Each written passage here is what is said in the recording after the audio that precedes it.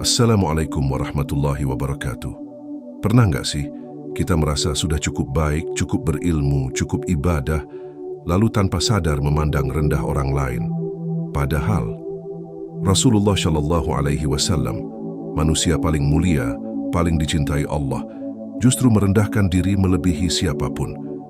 Beliau yang dijamin surga, masih mencuci pakaiannya sendiri, masih menjahit sandalnya sendiri.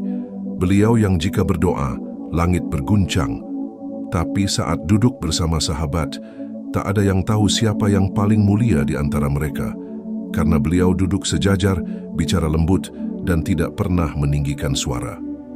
Anas bin Malik radhiyallahu anhu, yang melayani beliau selama lebih dari 10 tahun, berkata, "Aku tak pernah melihat beliau mencela makanan, tak pernah memukul seorang pun, dan selalu bersikap rendah hati kepada siapa saja. Rasulullah tidak duduk di singgasana, beliau duduk di tanah. Beliau tidak segan menghadiri undangan budak, menjenguk orang miskin, bahkan menolong janda dan anak yatim dengan tangan beliau sendiri." Sahabat Abu Hurairah radhiyallahu anhu meriwayatkan Rasulullah bersabda, "Tidak akan berkurang harta karena sedekah, dan Allah tidak akan menambah bagi seorang hamba karena pemaafannya, kecuali kemuliaan, dan tidak ada yang merendahkan diri karena Allah, kecuali Allah akan mengangkat derajatnya." Hadis riwayat Muslim. Beliau bukan hanya rendah hati, tetapi mengajarkan kita bahwa kemuliaan itu bukan di kepala yang tinggi, tapi di hati yang tunduk. Pernah suatu hari seorang wanita tua menahan Rasulullah di jalan hanya untuk mengadukan keluhannya. Beliau tidak menolak, tidak terburu-buru, justru mendengarkan dengan penuh perhatian, seolah hanya wanita itu yang penting di dunia ini. Saat seorang anak kecil kehilangan burung peliharaannya, Rasulullah datang dan menghiburnya. Bukan karena burungnya penting, tapi karena anak kecil itu penting. Beliau hadir dengan hati yang lembut dan jiwa yang penuh kasih. Pernahkah kita melakukan hal seperti itu? Meringankan hati seseorang sekadar dengan kehadiran dan empati. Tawadhu bukan berarti lemah, justru ia kekuatan sejati dari orang yang tahu siapa dirinya di hadapan Allah, yang sadar bahwa semua jabatan, semua harta, semua pujian hanya titipan, dan titipan tidak membuat kita lebih tinggi dari siapapun. Ibnu Hajar al-Asqalani pernah berkata, sifat tawadhu Rasulullah tercermin dari cara beliau hidup.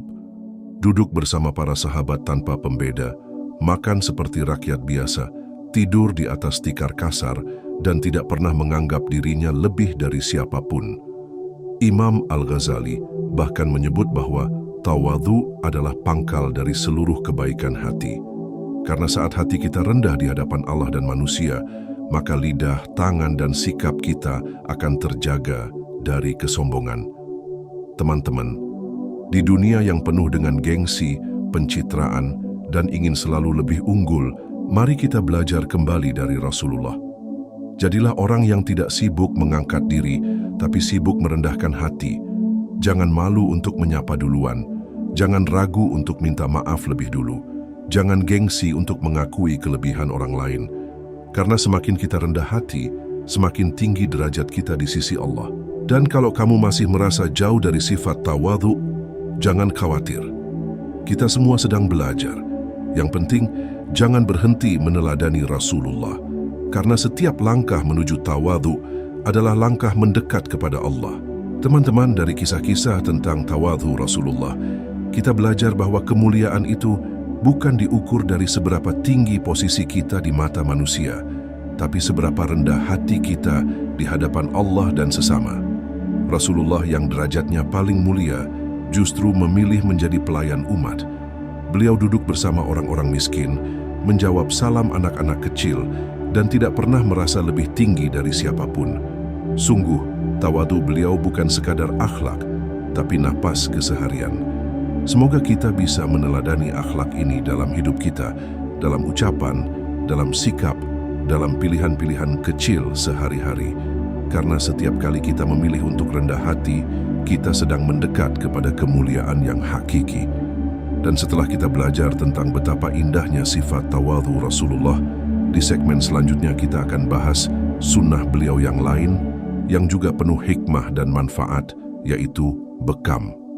sebuah warisan pengobatan dari langit yang tidak hanya menyehatkan badan, tapi juga menyejukkan jiwa.